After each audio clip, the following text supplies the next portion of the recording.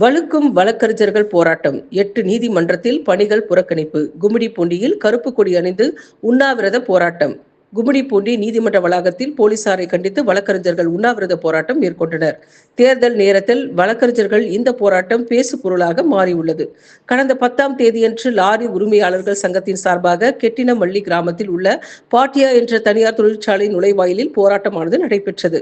இந்த போராட்டத்தில் கும்மிடிப்பூண்டி மாவட்ட உரிமையியல் மற்றும் குற்றவியல் நடுவர் நீதிமன்றத்தின் வழக்கறிஞர்கள் சங்கத்தின் தலைவரும் லாரி உரிமையாளர் சங்கத்தின் சட்ட ஆலோசகருமான சம்பத் பங்கேற்றுள்ளார். அப்போது பாதுகாப்பு பணியில் ஈடுபட்டிருந்த கவரப்பேட்டை காவல் நிலைய போலீசார் ஒருவர் போராட்டத்தை வீடியோ எடுத்ததாகவும், வீடியோ எடுத்த போலீசை வழக்கறிஞர் சம்பத் தகாத வார்த்தைகளால் ஒருமையில் பேசியதாகவும் கூறப்படுகிறது. இதனால் போலீசாரை தகாத வார்த்தைகளால் பேசியதாக வழக்கறிஞர் சம்பத் உட்பட லாரி உரிமையாளர்கள் 12 பேர் மீது கவரப்பேட்டை காவல் நிலையத்தில் வழக்கு பதிவு செய்யப்பட்டது. ஆனால் பதிவு செய்யப்பட்ட வழக்கு பொய் வழக்கு என தெரிவிக்கும் சம்பத் தரப்பு வழக்கறிஞர்கள் கடந்த 8 நாட்களாக நீதிமன்ற பணிகளை புறக்கணித்து வருகின்றனர்.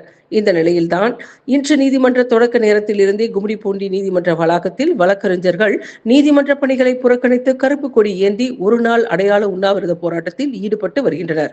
போராட்டம் ஆனது வலுவடைந்து வரக்கூடிய சூழலில் வீடியோ ஆதாரங்களை கொண்டு வழக்கு பதிவு செய்ததாக கூறும் காவல்துறை அதிகாரிகள் அந்த வீடியோவை வெளியிட மறுப்பது உண்மையிலேயே பொய் வழக்குதான் பதிவு செய்யப்பட்டதா என்ற சந்தேகத்தை ஏற்படுத்துகின்றது.